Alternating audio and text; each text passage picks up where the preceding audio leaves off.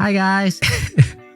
Alright boys, so jokes aside, this video is going to be on the best self-improvement progression timeline for young men. See, one of you guys left a comment saying, I started exercising and developing my body, but don't know where to go from there. This was a question I used to ask myself too when I first started. It's like along the line of how long does it take? I'm doing this, but what else should I do? I don't know what to do. Now, first off, before I say anything else, just look at these pictures. This was me 2 years ago. Okay? So understand everything I say is going to be from personal experience.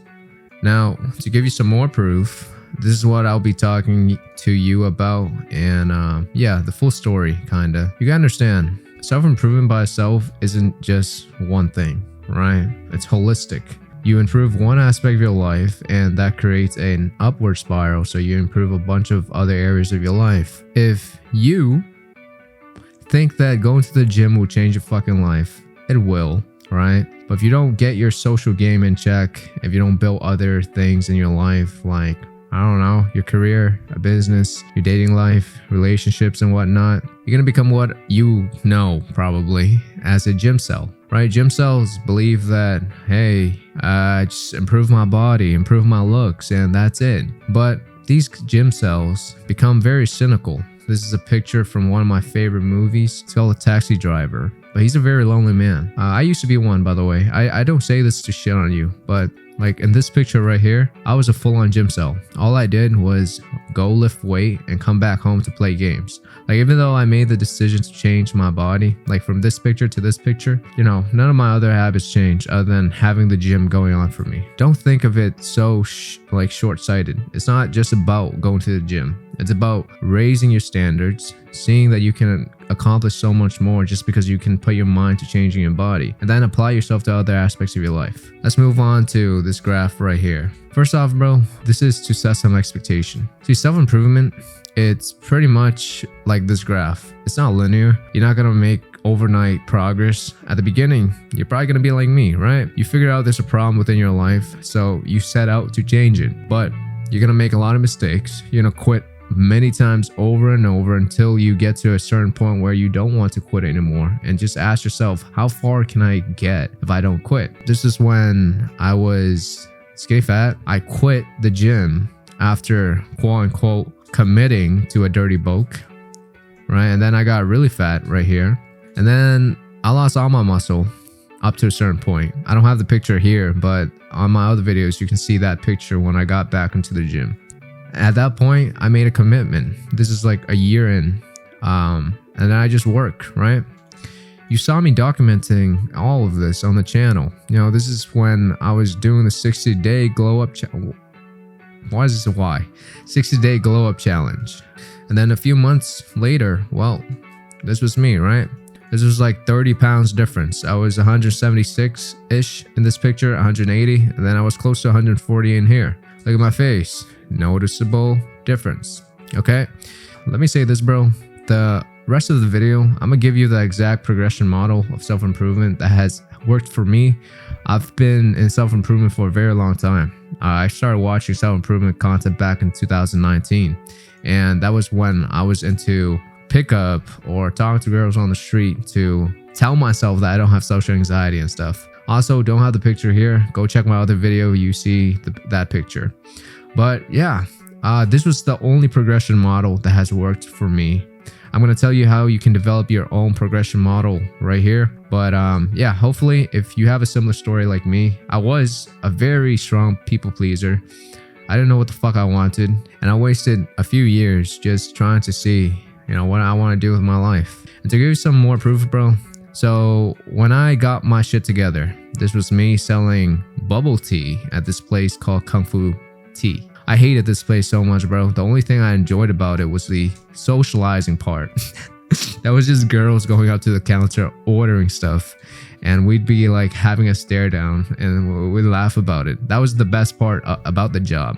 And then I left the job after being there for a few months, and I got into door-to-door sales. I was going around the neighborhoods around my area selling Wi-Fi for another few months. Now, only reason I got into that position was I found out that, maybe I don't have social anxiety, but let me test the theory. Let me go up to people and try to pitch them a product that I'm, selling for a company. And this is me, badge here, doggy here, in a house making, a sale. I really like this job. I got up to the point where I was the best in their company within like a few weeks. But after milking all the skills I wanted to learn and essentially making 2 or 3 grands every week, I was like, fuck, I don't want to do this anymore.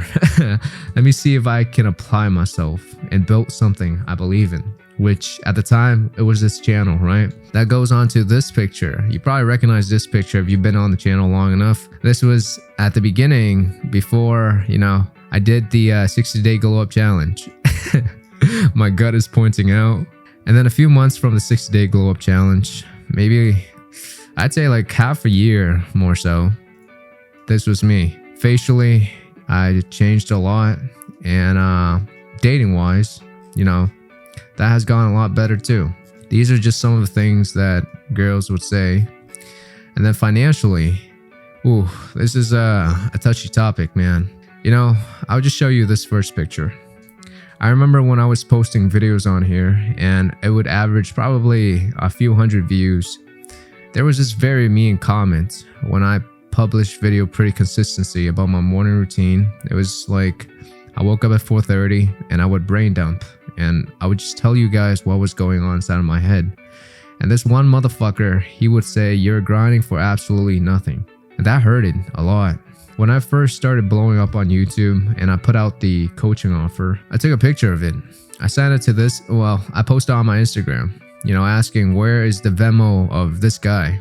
Because I remember this comment hurted me so much that I was like, watch me, right? And that's just say, every single other month now, bro, it's like, and then this was earlier this month. I think I posted this on my story. I was journaling and having a nice cigar. And yeah, this was like December 3rd or something. And this poem I attached was everything, man. If you're gonna try and go all the way, otherwise don't try. I love this poem so much because I vowed that this time around when I made the transformation, I was gonna go all in. It's give all to get all. It's equivalent exchange. It's not a matter of sacrifice. It's I'm giving everything I don't want for something I do want. Now, for me, the progression model of self-improvement all derive from dating and social skills. Just because I grow up pretty insecure. So even though I've always had indicator of interest in girls, like they would say I'm cute or whatever, but I would never actually believe them just because my self-image, my self-talk was that of an ugly, short Asian guy. So I never believe what they say. Up to a certain point, I didn't see anybody until I was 21. And before then, I've only had a girlfriend when I was 18. So that was like 3 years of not seeing anybody. This was me back then. When I got my dating game in check, I also got a job. Okay, because money and stability, as much as these fucking online gurus would tell you, fuck your jobs, jobs are for losers. No, jobs are a stepping stone. It's not, end all be all. A lot of guys that hop on coaching calls with me, I tell them, if you hate your job, go work at it. Build up that level of pain because you actually need pain to make real progress. So anyhow, going back to the progression model, once I got the job in check, that's when I got the fitness in check too, right? That's the transformation you see up here. And then from there, I started building out the business. The YouTube channel. This is me when I first published, 69 subscribers. What a funny number. And then this is how much I've made on YouTube, which is like chump change at this point, bro. This is like a bonus on top of everything I do, right? YouTube money. A lot of people, they think you make a lot of money off AdSense. I personally don't. My CPM is very low and most of the money I make is from what I offer in the service that I provide. Anyhow, that's the progression model for me. I worked on dating, and because I didn't get any good results, I worked on my fitness and health, and I worked on my money situation too. And up to a certain point when I did have the transformation to speak of in the fitness space, I started a business, right? And the business is built off on my transformation. Say you don't want to start YouTube, say you want to do something else, just understand, bro. All of these things has a level of freedom built into it.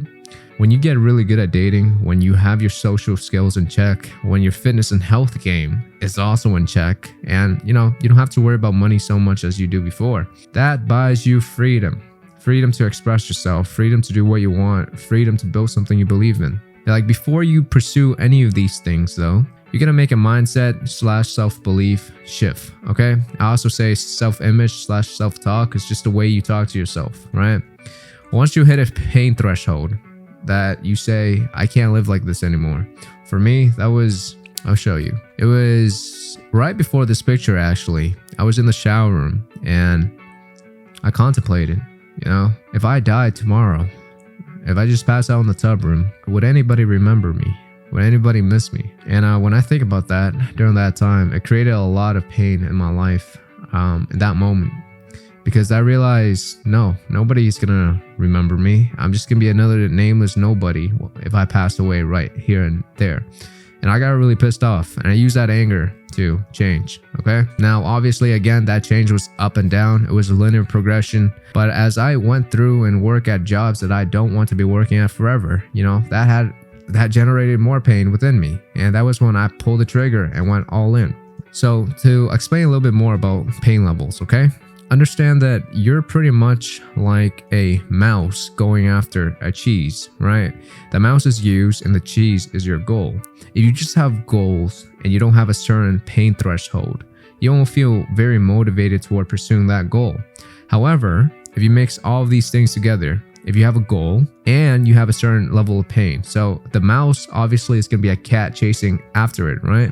The mouse is going to pursue the goal in very rapid pace. That's essentially what it means to have certain pain level. Now, I used to read this book. It's called The Millionaire Fastlane by MJ DeMarco. There's one theory, one idea in there called a fuck this event, or your FTE, right? You can only make real progress or commit to something once you hit your fuck this event. It's when you realize that you can be so much more and that you just can't go on another day without doing something with yourself or with your life. And I got to the point of having a fuck this event. Remember this picture, the shower room picture? Yeah, I got there through self-destruction. Basically, bro, remember how I say I've been in self-improvement for a very long time? But the thing is, I was a self-improvement junkie, right? I didn't have that level of pain needed to pursue something religiously. So what I did was I wasted a lot of time, I let my fears and insecurities run me. Like, when you let your fear and insecurity run you, you're gonna reach a point when it hurts really bad and you just want the pain to stop. Like, you might think I'm some crazy disciplined or motivated guy all the time, but no, most of the thing I'm doing, bro, is running away from the pain of not building something for myself, of knowing when I die there's so much gonna be on the table. Now that we've gone over a little bit about the progression model, I'll tell you how I came up with it, okay? So this is called the Maslow hierarchy of need. There are 1, 2, 3, 4 levels to it, okay? At the bottom level, the base of the pyramid, these are all things that we need. Without these things, we cannot function as a human being, right? Like, hey, you might be a fucking monk that live in the mountains, so you don't need sex, you don't need much sleep, you don't need much food or water. But this video is for young men, not no monks. So assume you're a regular person like me, you're gonna need these things.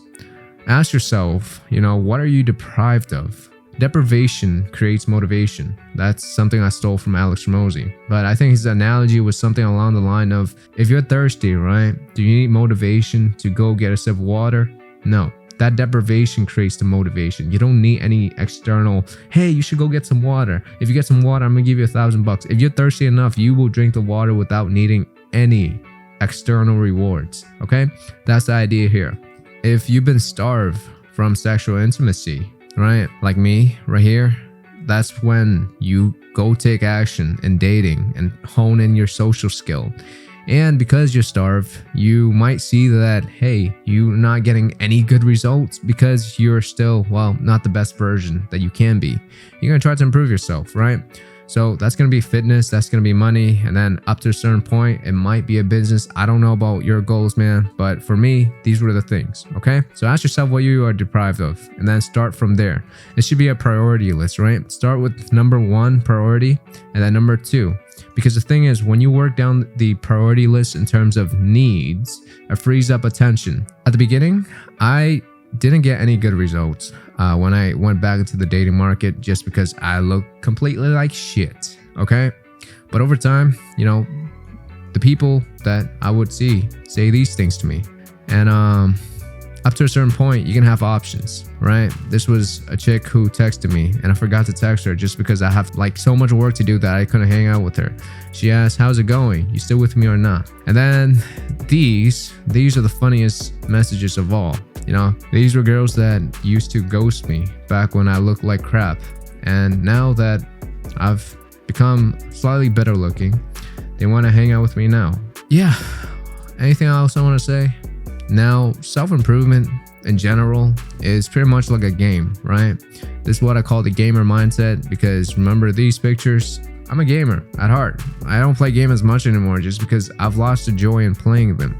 Like, I have nostalgia when I think about them, but I don't enjoy them as much as I used to before. That's why I don't play them. When you start out, it's like, what the hell can you do? You don't have the gear, you don't have the body, you don't have the stats. So you farm low-level mobs. You just go hone in a routine at the gym. You just go talk to girls who are around your level to get experience, right? And then you go through the desert of desertion. This is your lonely chapter. This is when you're just alone by yourself improving, right? A lot of guys who are on self-improvement, like, who the fuck do you relate to? Nobody. Technically, I'm still in the lonely chapter, right? I don't relate to most guys my age. I have friends, sure I do, but like, for the most part, I don't talk about business or the things I want to build. Like, the friends that I have that are doing the things I want to do, they're online, they're not in person. So just keep that in mind, bro. The friends that you will make that are doing cool stuff that you are doing too, you won't find them till later down in your journey. You know, this might be after you got your gears and then you fight the boss, and then, well, these cool people come into your life. This includes girls. Understand, if you're lacking motivation, if you're lacking discipline, just understand that deprivation or self-destruction is your first step. You know, self-destruct long enough and you will want the pain to stop. Anyways, I'll see you next time.